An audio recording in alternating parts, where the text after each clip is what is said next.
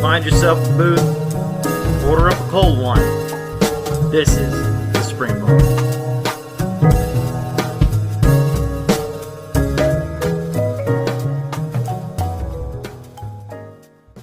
Hey everybody, welcome to the Spring Bar. Glad to have you here. I am Florida Mike. I don't know what Joe's doing over there, but today's kind of a cool episode. We're doing a virtual online bar talk, watch meet kind of thing. I have a bone to pick with our listeners and viewers. Joe, this is my co-host, as always, Joe and DLC, by the way. We have, I forget, over 400 YouTube subscribers. We have probably close to 500 Instagram followers, plus our own personal feeds. Okay. In multiple channels, we had advertised that we were going to do this episode, and we wanted some input and feedback and some participation from the audience. We're trying to open this up and include everybody. We got two, technically three. We got two people. One person sent in a story of a watch. One person asked about a story of a watch. You had somebody that messaged you about a watch, but he didn't want to talk about it on air. So to our dear listeners and viewers, we don't bite. Don't be afraid. You don't have to be shy. We want to interact with you guys. So next time, message us, email us, whatever you have to do. Just don't come knocking on our doors. That's a little creepy. Mike's bitter. But we did get some participation out of it, so it's not a total bust, and it's enough to get us through this episode. Before we get started, Joe, what do you got on the wrist? What do you got in the glass? Today we are looking at the new snorkel, the Nemo. I've been messing around with straps, so we got some strap choices, and I am drinking today Four Roses single barrel strength. 61.6% warehouse number RS barrel number 795E because I got it and I might as well drink. That's very specific. Well, why wouldn't I be? I would expect nothing less from you. There you go. And also with you, sir? I am wearing my Timex World Timer. Kind of hard to see a little bit, but there it is there. And I'm drinking. I'll open it up here. I don't know if you're going to be able to catch this. I've got Victory Brewing Berry Monkey. This is a fruited triple sour, 9.5%, which is on the high side for a beer. But this is one of my favorite sour beers, especially from Victory Brewing. So hang on. It's a Berry Monkey. It's called Berry Monkey. It's a Berry Monkey. Sour. And what berries are in our monkey? Raspberry. So you have a sour raspberry beer? Yes. Okay. Is this new to you? I don't know, man. Fruity beers. Yeah, okay. Well, I'll stick with my bourbon. You stick with your lot 2734-B ZX Warehouse 2A to the left. Land on runway 3L. Tastes like bourbon. Yeah. Aside from the snorkels that you and I have as new watches, because I spent 14 plus hours creating a 7-minute video for you guys to listen to us talk about them, and I don't want to talk about them anymore. He's been complaining about the like counts and the view counts of that too, if you can believe it.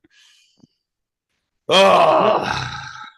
I'm very surprised about that because there's only 3 or 4, including ours, review videos of this watch on YouTube, and it just hasn't gotten the traction that I thought it would.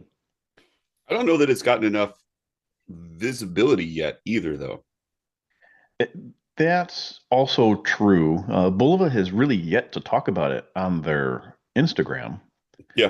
Yeah, I don't know. There's not like you said, not a whole lot of talk on their end about it, other than not yet. They came out, and that's really about it.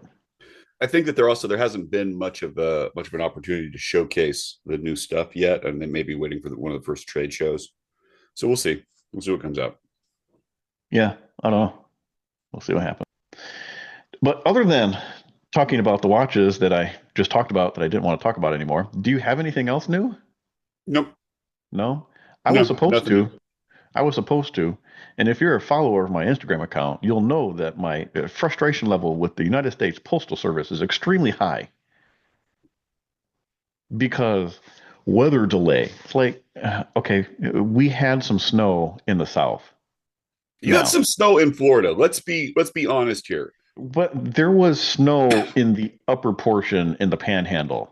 It did not come down very far. It's Florida and snowing. There are frozen crocodiles. Come on.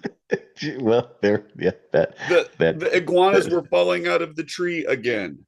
yeah, yeah. Okay, let's talk. That's a little extreme. Yeah. Falling iguana forecasts. Now, the frozen alligator video that I sent you, in fairness, that was in Texas. Right, because that's so much different. Well, it's not Florida. It is not Florida. Right, No. but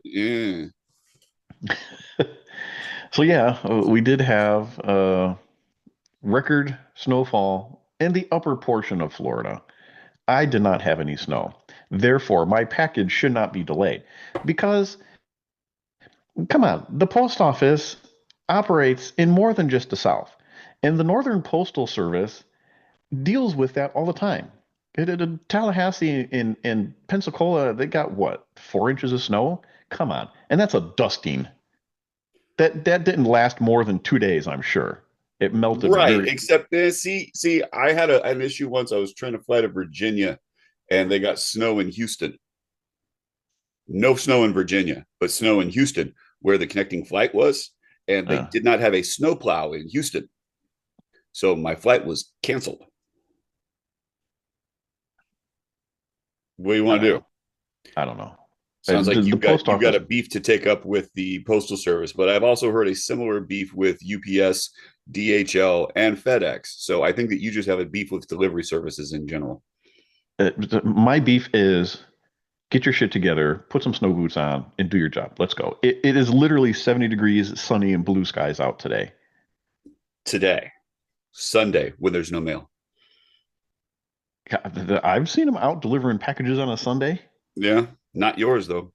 You didn't pay the extra. My other problem is, right? So the Here package. it comes. Wait for it. 3, 2, 1, rant.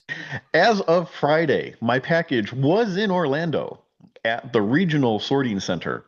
It sat there all day yesterday when it could have been delivered. Now it's going to sit there today. So it better show up tomorrow. Otherwise, I'm going to be upset. Right, because you're so calm right now. Yeah. Well, just imagine what I'd end up like. Yeah, okay. Anyways, Anyway, I guess we'll get into the watch meet. get into the watch meet. What are we Yeah. talking about? So we had a listener, and he's been a fairly long time listener. I tried to message him. He is from the other side of the world. So he may be sleeping right now, just to ask him how long he's actually been listening to the show. But a gentleman by the name of Daniel, he goes by BTL Watch Collector on Instagram. He sent in an email, and it was a very nice email. Starts off with talking about the show and things like that. But then he gets into his watch. He has got a very cool, very obscure Bulova world timer. And I'm going to read you his email here. It says, I wanted to share my treasure, a Bulova Time Master reference 13021 from the late 80s to early 90s, perhaps. Being in Europe, vintage Bulova pieces can be quite elusive, so I imagine my excitement when I stumbled upon this beauty in a closed Facebook group bidding call. The fact I managed to snag it at a reasonable price was just icing on the cake. I haven't seen this particular model discussed much within our community, which leads me to believe it could be one of those rare gems in Bulova's lineup. But I'm sure you are both better judges than I am.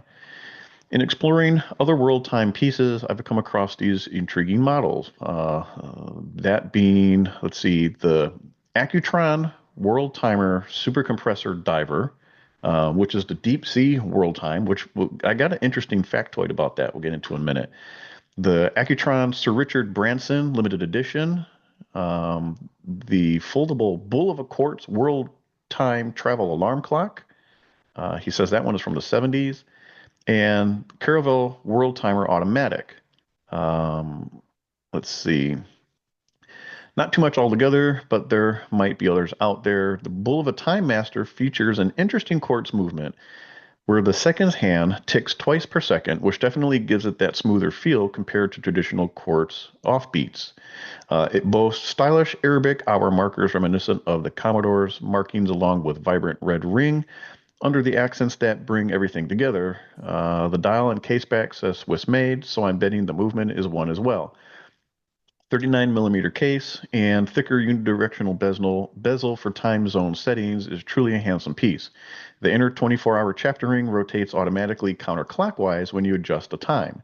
The case back is stainless steel, while the top side is probably some sort of an alloy. The 50 meters of water resistance is paired with a screw-down crown.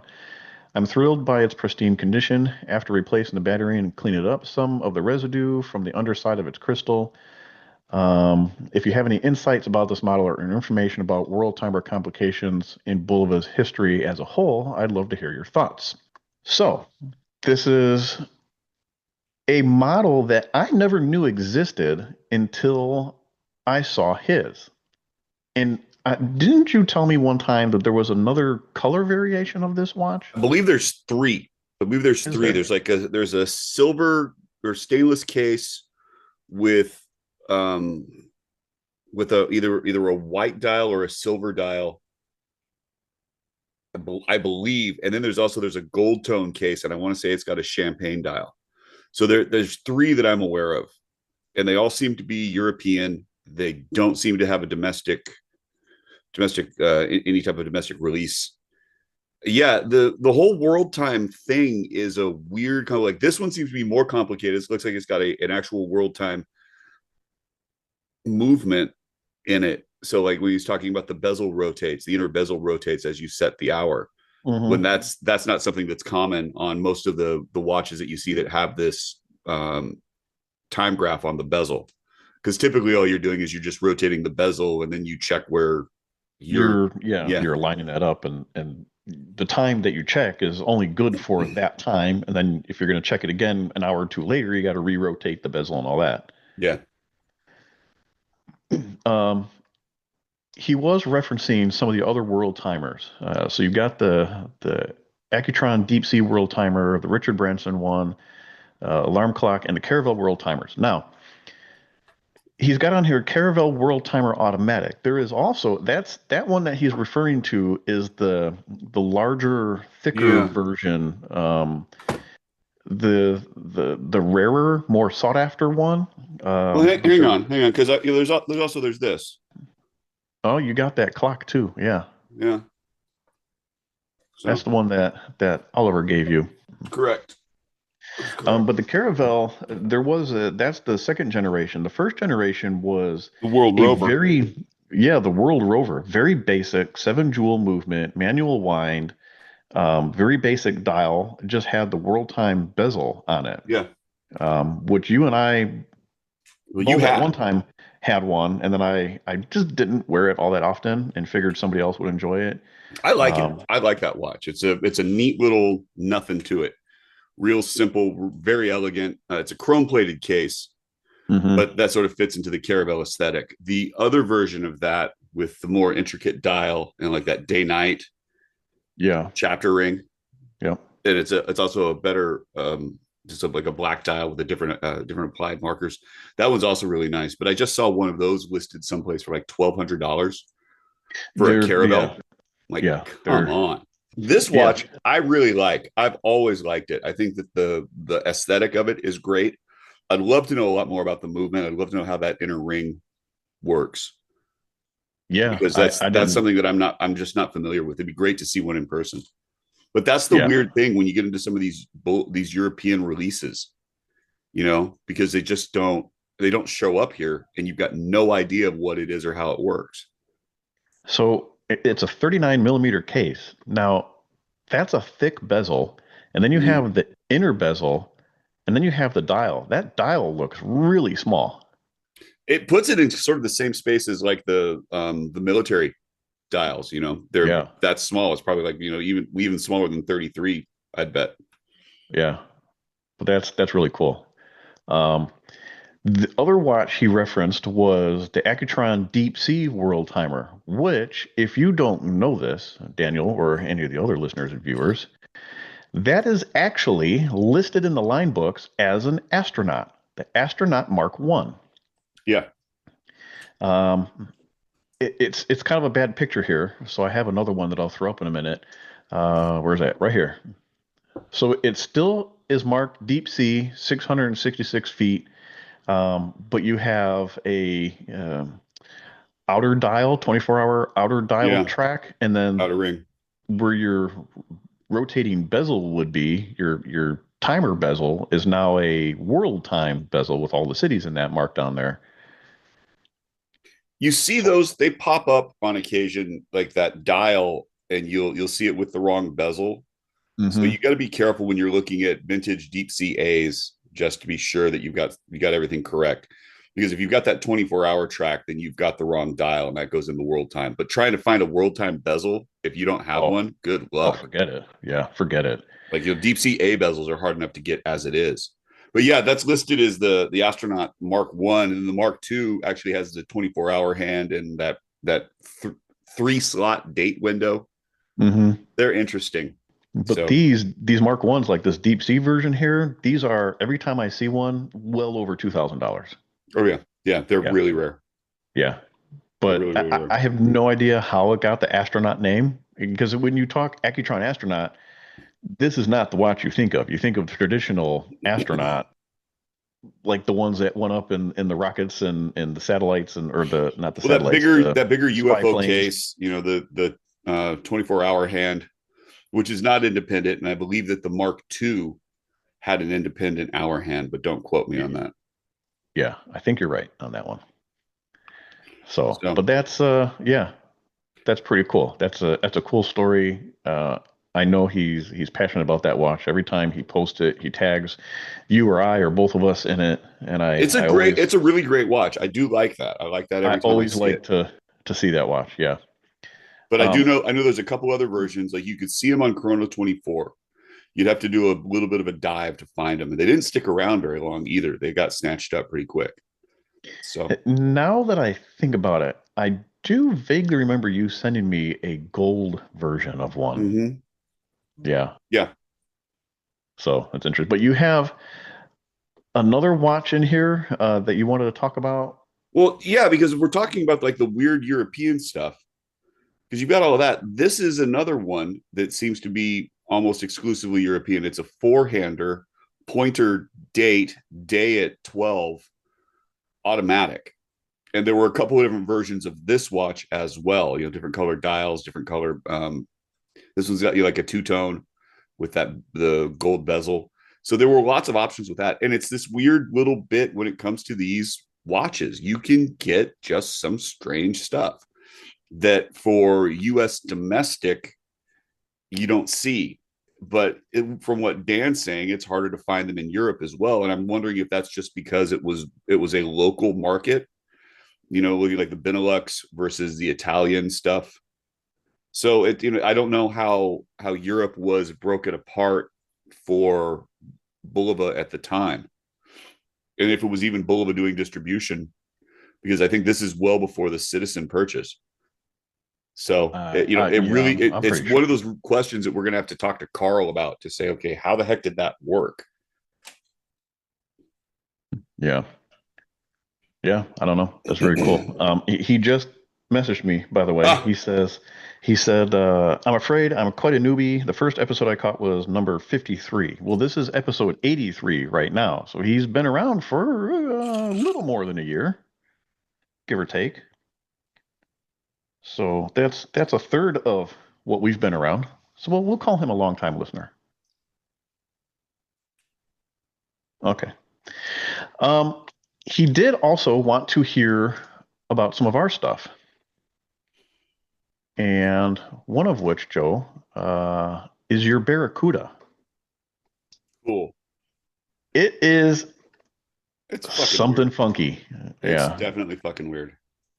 So go ahead and start talking about it. And where did you find this watch? And how do you know that it's a So you Bulova? see them pop up on eBay on a fairly regular basis, and it's Barracuda by Bulova. They are quartz watches. I don't even know what the movement is. Let me look at the case back and see if there's anything I can share with you there. I've got it off of that metal strap, and I've got it on a But NATO. you don't have it on the weird triangular. Oh no. link? We're going to talk about that. It doesn't say anything about where it's made. I'm assuming it's Japanese because you can't really see at the 6 o'clock of the dial because it's got that weird triangular little marker on it. That is attached to the case. It is not attached to the strap. Oh, so those are the lugs. That's part of how the lug attaches. Yeah, it's weird, and they're attached by screw. So I guess you could unscrew it, but then you'd have no real way to get anything onto your watch. It's a unidirectional bezel. It's water resistant to 100 meters. It's got a Barracuda on it. It's a cathedral handset. There are a couple different variations. Like this seems to be the only one in this configuration. But then they decided that one weird one wasn't enough. Oh, I think there's 4 with the Barracuda name on it. One of them is like a straight up tuna ripoff. So what? It looks like it's a registered trademark. What is Barracuda? Do you even know what that is? It's a fish. Well, I get that, but the fish itself is not a registered trademark. Okay. Nobody knows anything about these. There is literally no information. I have been looking for a long time. Richard Calamaris loves these, and he knows nothing about them either. They seem to be all quartz, probably Japanese, but not even sure what market it was. So it could be that it was a dive watch that was made for the Caribbean market, and you lose your Rolex falls off when you're windsurfing, and so you go pick up one of these at the five and dime. I don't know. Nobody knows anything about them. It's definitely weird. Like you got a 24-hour track. There's sort of the inner dial is on where the hour markers are. You've got your 60-minute marks there, but that's sort of a gray anthracite sunburst. Then there's a white minute track on the outside. Mm-hmm. Then you've got the dive bezel that is white as well. It's a funky watch, man. It's cool. I like it. Do you believe that is the original bracelet to that? I don't think so. I don't think that's the original bracelet to it. It was unsigned. Okay. So there was nothing on it. I actually pulled that off and put it on a different Bulova because it would fit there and it worked pretty well. Worked better actually on the other watch. I don't know that a bracelet for this would be signed with anything. Who knows? Who knows? Yeah. I don't know. I think you have another picture in here. So is this the strap that you have it on now? Yeah, I've got it on a gray NATO right now. I actually think I like it better that way. I think it works better. So is the bezel silver or white? It is white. It is a white bezel. It's not. It looks very white in this photo, and in the previous one, it looked very silver. Yeah, it's got a weird reflective quality to it. So it's a relatively bright white. Yeah, they're weird, and nobody knows anything about them. There is no information. Unsigned crown. No clue. No clue at all. Interesting. Yeah. Well, so I got it. He also wanted to hear about one of my watches, which is my Caravel Dynamic, for a lack of a better description. So this funky guy, this is I don't remember what year it is, if I'm being honest. 70, 71? 70 something. Yeah. It's a very wide, very one of the weird. One of the real few that are wider than they are tall. Yeah. UFO cased. There were two designations for this. One came on a strap, another came on a bracelet. So depending on which version you had, determined which letter designation it was. This one did not come on either of the original ones, so I couldn't. There's no other defining marks on it that differentiates what version it was. This one is a little different in that I'm going to zoom in here. Underneath Caravel Automatic, it says De Bulova, Debulova, which is Spanish for Caravel of Bulova. And then the date wheel or the day wheel in the calendar is all Spanish. It doesn't have the bilingual day wheel. Oh, really? So this was very much meant for a Hispanic market. These watches you can find when you do see them for sale. They are strictly just Caravel Automatic. They don't have the extra stamp on here. What is interesting is the additional stamp is in a completely different font from what they normally would use on the dial. So the question is, was this done by the area distributor? Was it done on a more local level? Did Bulova themselves do it and then send it out to the appropriate market? I would assume it's being done by the distributor in the locality. You would think so. That would make sense. But it's just interesting that it's a all Spanish day wheel and not that bilingual, which if you have something that's intended for another market, you usually have, because when you set the day and the date, you have to click it over twice, which you allows click it over you twice, or you have to go backwards. Yeah, which allows you to select, the English or whatever the secondary language is. But with this, you don't have the option. It's strictly Spanish. So I found this one. It was an eBay find. I think I paid just under $100 for it, which for what it is and how rare that dial is, it was a fantastic buy. I could not pass it up. It came in really good condition. As you see, it is not been refinished.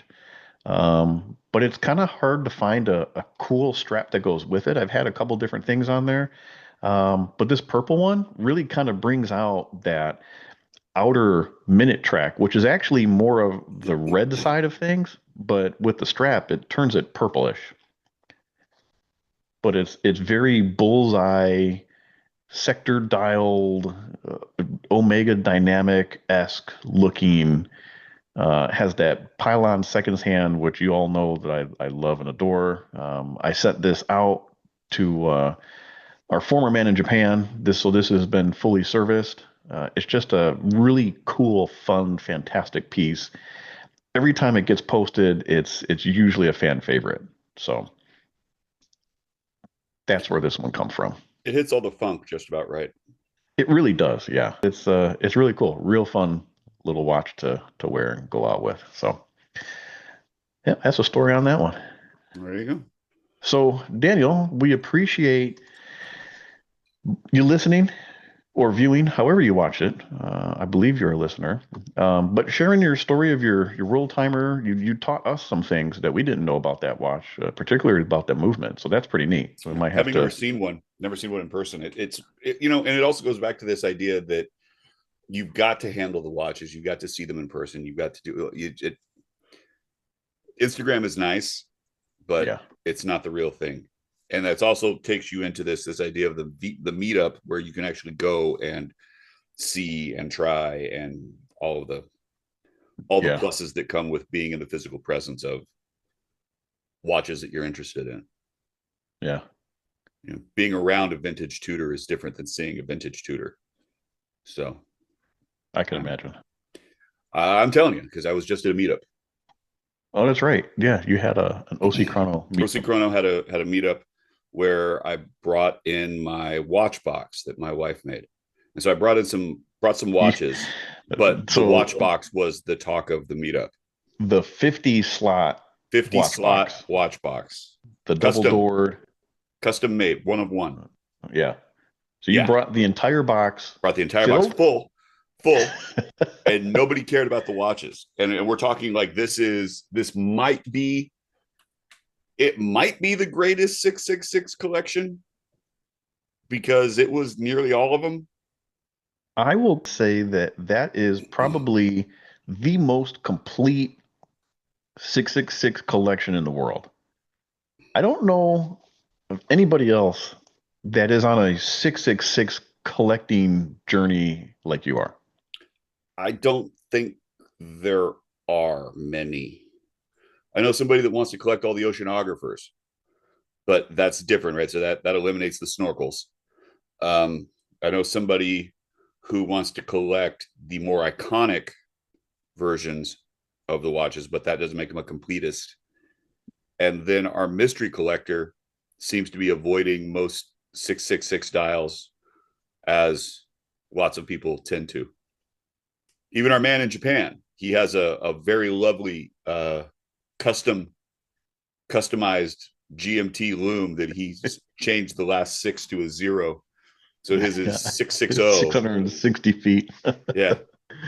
It's That's amazing funny. what you can do with a little bit of a painter's tape, I guess. And it's funny because he sent a picture of that, and I thought immediately that it was a misprint. I'm like, oh, that's so cool.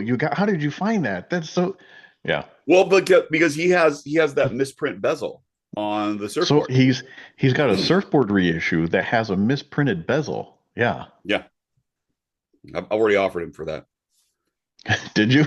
Yeah, he said no. Well, or not, maybe not no, but he said definitely not yet. So we'll see. But doesn't that take us into the next? So speaking of surfboard, we got Bulvas and Bolt Action, Steve, who has been on the show.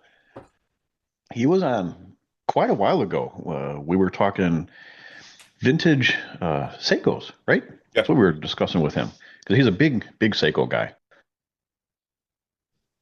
Which he just got a new watch. He bought a Fears. Yeah. Have you seen him? That's a beautiful looking watch. They're neat. They're neat. I've seen them at a couple of different like watch time events and some of the micro brand stuff. And so they show up and they've got a really great lineup. There's a lot of really neat stuff that Fears does. And if you get the chance to see them in person, it changes it a little bit, because the problem that you find with a lot of the micro brands is their take on originality is mildly derivative. They're basing it off of something that kind of already exists, just because they're dealing with off the shelf parts, excuse me. So you can't really design an intricate case unless you're doing case design yourself. You can't get a very specific movement unless that movement already exists.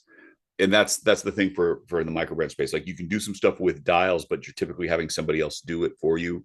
So you're at the mercy of existing molds, existing prototypes.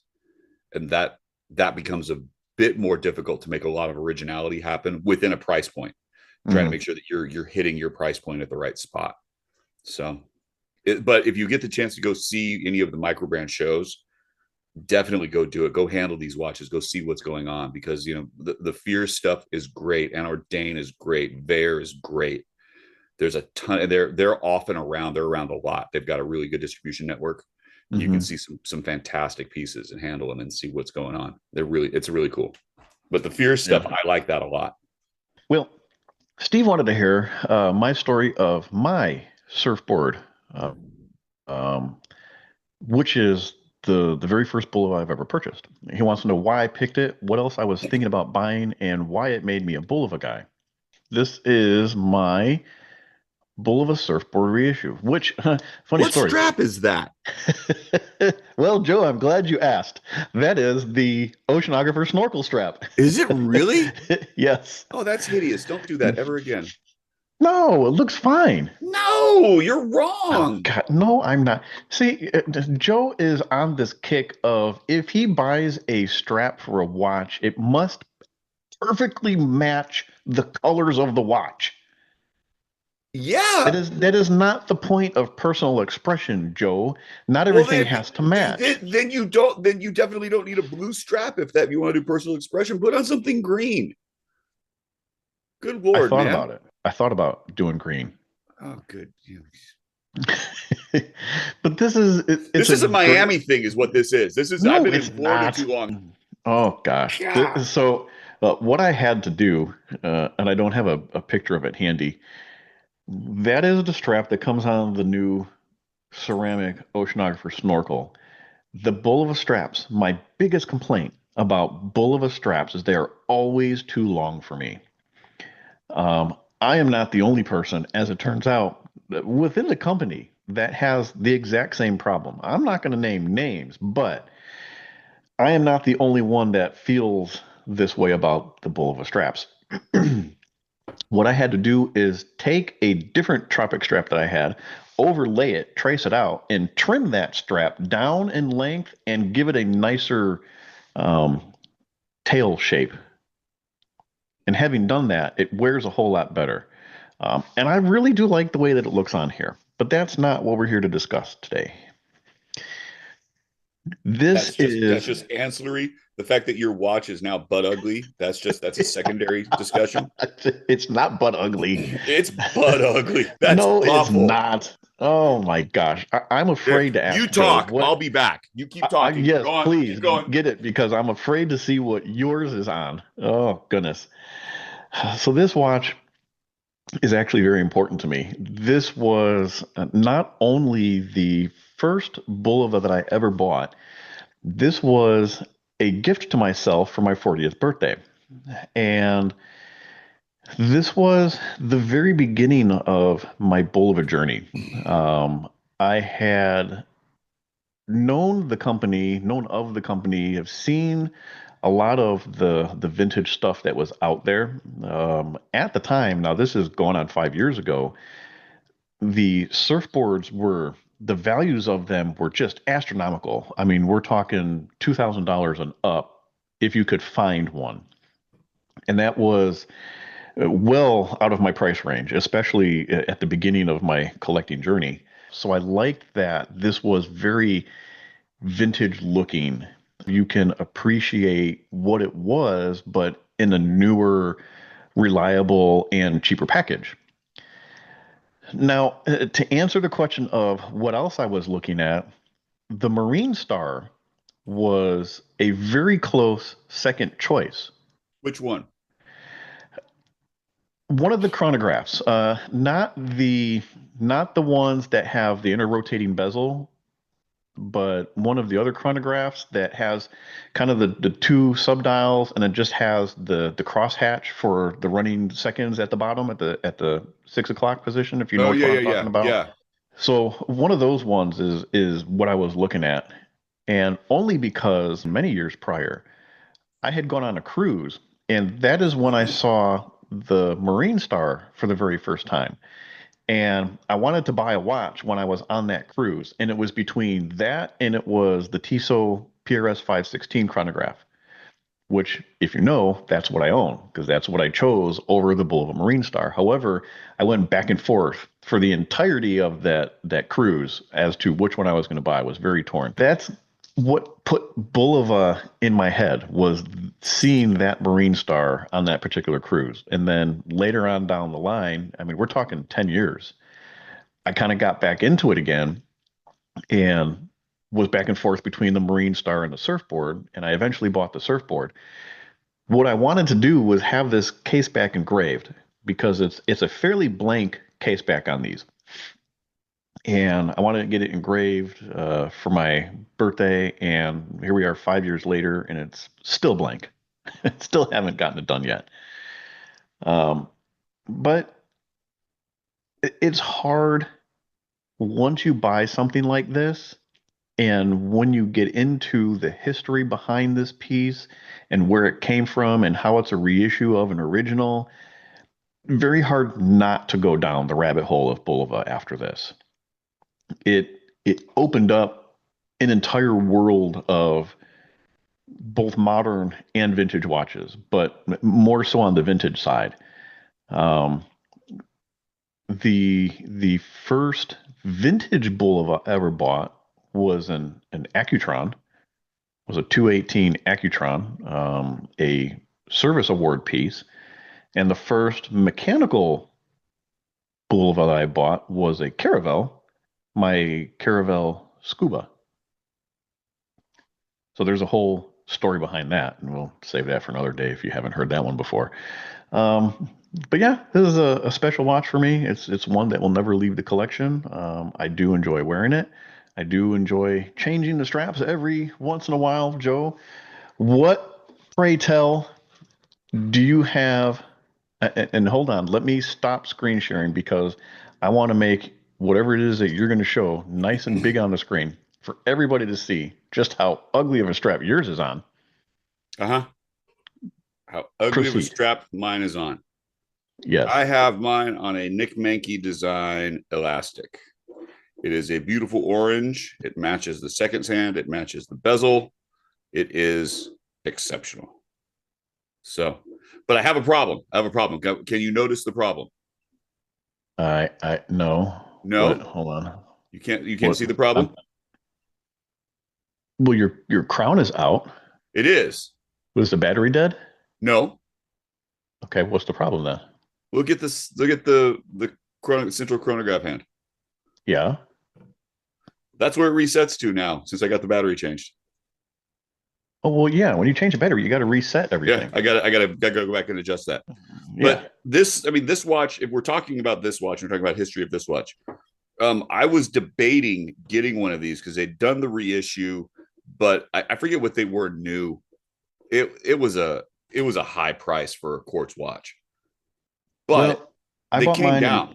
they came out in 2019, I believe. I bought mine in 2020 and I paid 475 for mine. Right. I bought mine significantly later and I paid a little bit over $100 for mine. But There you you go. and I have the same watch. And It's the same watch. it's the same watch. And then also, this was, I believe I had seen you post it a few times. And so I reached out to you about asking how you liked it. And I think Well, that was our first interaction. and that's what I was going to say is that watch is also what started yours and mine's friendship. Correct. Correct. Yeah. So it's an excellent choice.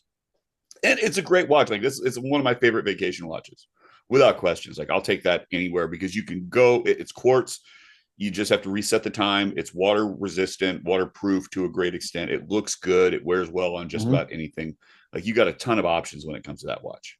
It wears well on just about anything except for the That stock ugly blue thing that bullet you've got it on. snorkel tropic style strap. Right. Okay. Right. Well, it's a good thing you don't have to look at it. That, you know what? It is. And I'm glad I don't. And I'll be over here drinking my bourbon, minding my own. Okay. All right. You do that. But that just goes to show how far our friendship goes back. The last 5 years now. Five long, Long patient years with Joe. Yes, because I'm definitely the one with the OCD problem. Yeah. Okay. Oh goodness. All right. That concludes our audience participation, but we don't want to end there. Joe, I know you have another selection that you would like to discuss. I do. So why don't you throw it up on the screen? So we have this beauty. And Yeah. please explain to us what this is. I've seen this in person. Oh my gosh, it's gorgeous. Zoom in a little. Can you make it a little bit bigger? Yep. So that is a 1931 Miss Liberty ladies watch manual wind with green stone and green cabochon. Now, Joe, didn't we just talk about a Miss Liberty? No, we talked about, I believe it was a Miss America. Miss America. Right. Yep. And so it's a weird thing because this is a vintage style ladies watch that Bulova is doing a reissue of. And there were a few different dial and case iterations. They all seem to follow the same shape, but the stones that are on the case and on the bracelet would change. They would change shape, they'd change configuration, they'd change color. And so they had a green, a red, and a blue. It's a question of if it's glass or if it's an actual precious stone. I'm not entirely sure, and I'm not really willing to go get it checked out. There's the one that Bulova has reissued has two stones at the 12 and 6 o'clock. This one has three. It seems to be a rhodium plated case, so it's not exactly white gold, but it's close. It's not a chrome plated case, which some people will suggest.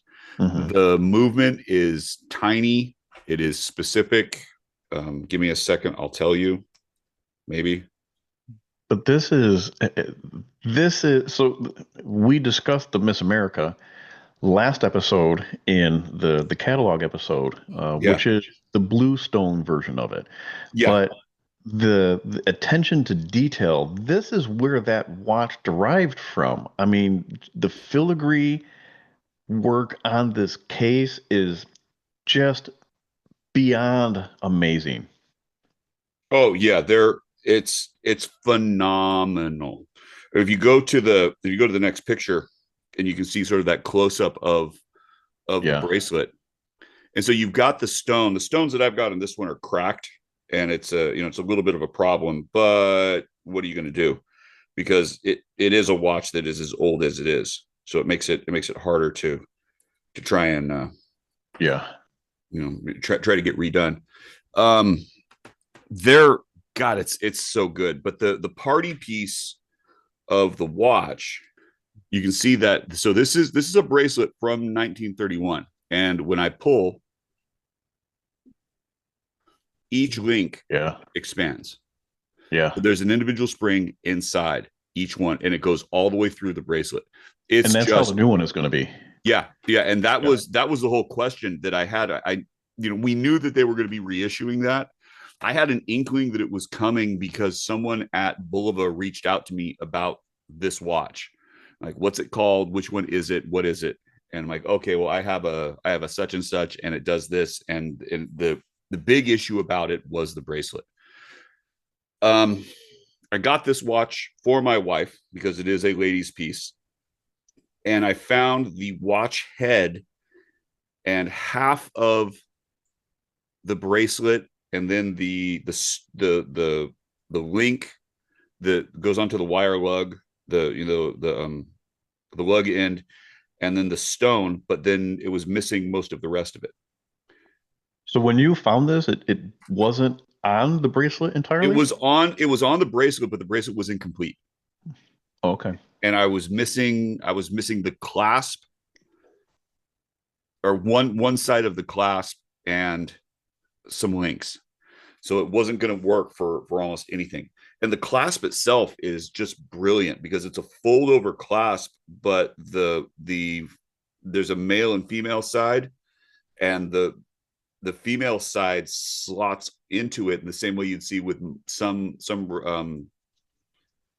replaceable links that you find on modern bracelets. And so it's this phenomenal little mechanism where you slide the clasp in, and then you fold this buckle over the top, and that secures it. Just absolutely brilliant. But the filigree work all the way through, and then you've got the expansion bits that go with it. And so you can see here as you zoom in, the dial was initially like an ivory, and it's just aged beautifully. It's a blued hands. The dial had to be cleaned up a little bit. There was a lot of patina on it, but because of the way the dial was manufactured, it cleaned up incredibly nicely. Focus on the bracelet just a little bit more, and you can see that within the filigree, you got like a little flower motif, and go down just a little bit more. You can see it in the next links a little bit cleaner. Just this little attention to detail all the way through, and that link just repeats all the way through the bracelet. So I don't know if you guys, when he was showing the bracelet, the expansion, the inner links also carry the same filigree work too. So when it stretches, you don't see just a plain piece of steel. It's all works together. The whole thing just flows and blends. You won't notice. And it's a phenomenal piece. It's great. And it's because it's from the 30s. When you think about the history of that part of the watch, like this is a watch that's made at the beginning of the Great Depression. And it's still able to function today, not quite 100 years later, but pretty damn well close, 95 years later. If we're going out to a watch event, this is the watch she wears, because it blows away any piece, any modern piece, almost any vintage piece. Oh, for sure. And it's one of the things, like you take a look at that and it's like, yeah, okay, I get it. It's a stunning watch. Yeah, for sure. That's again one that I got to see in person, and I just can't speak enough about it. It is really Yeah. really good, and I would really be interested to see what the anniversary Miss America I is would like going to to compare be, the two. I would and absolutely see like to compare the two. how they are side by side. If you are interested in ladies' pieces, or you have a lady who might be interested in vintage pieces, I can't recommend these enough. The movements are plentiful and they are repairable. You can get this serviced and functional. You can breathe life into something that's nearly 100 years old easily, and not at a really really excessive price point. And then you have just resuscitated a bit of horological history that's you won't be able to find replaced. Nobody's doing movements this size anymore. They just Oh yeah, don't exist. no, not a mechanical at least. Right. The goal that I've got is that when and if Bulova does their debut of the film out here on the West Coast, this is the watch my wife will be wearing, or one of the Yeah. watches my wife will be wearing in preparation for this event, in the event that it actually happens on the West Coast, because they've pushed the date twice at this point in time. But Michael, if you're listening, I have something coming specifically for this event, not for me. And if we can pull that off and make sure that everything works like it's supposed to, it's going to be a double wrist trifecta almost. I'm going to hint just a little bit because it's not actually signed Bulova, It is not. but It's not. what it is signed, if you know, you know. It is absolutely one of those watches. Yeah. My wife is watching me right now. She has no idea what's coming. It's going to be fun. It's going to be a thing.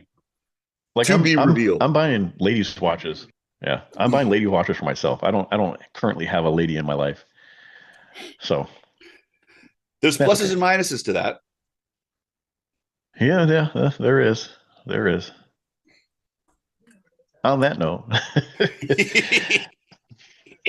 so this is kind of fun. This is something that I wanted to do for a while. Just have like just not a specific topic, but just bar talk, just watch meet kind of stuff. Because it's always fun to do that and involve everybody. So we'll have to do it again sometime. Next time, I expect everybody to participate. Maybe not everybody, because we won't be able to get to everybody's submissions, but We we'd never like know. to Like we could we'd have like to episodes be going for spoiled months for if they choice. do. We won't have to come up with a topic or nothing. Come on, man. Yeah, that is true. That is true. How easy is it to talk about somebody else's stuff? What do you know about it? I don't know. Look at the picture. Especially when they write about it, it's super easy. Perfect. I'll sit and read emails all day long. Perfect. Tell us all about your watch. We Yeah. want to know. If Yeah. anybody cares, it's us. Yeah, that's true. That's true. That's what we're here for. We're here for you. But And also, and you, and you. it Maybe goes not to you, it goes but to the you. point that if you can get to a meetup, go to a damn meetup. Just have some fun. Because I've been going to OC Chrono events since 2020, 2021. Right when COVID quit, we had our first meetup. And in that amount of time, the people that I've met, the people that I have started to associate with, the friends that I have developed through that group, that the most fun thing is to walk up to them and say, okay, what are you wearing? And then they tell you this story. This is the new piece I got. Here's what I think about it. Here's what, and if you've been following watches, if you know anything about watches, like, oh my gosh, that is so good. And let's talk about everything about that. And let's, a guy that I was at the meetup with, it wasn't a Grunfeld, it was a Grun. So it was a sub brand of Grunfeld, and you needed to know what it was. But there was a hand hammered inner dial, and then the hour track had the indices that overhung just a little bit, and so you could see the space underneath. Yeah. Absolutely gorgeous. And then on the other wrist was a vintage military Tudor Snowflake, no date. Oh, jeez. Like, oh, good God. All right, fine.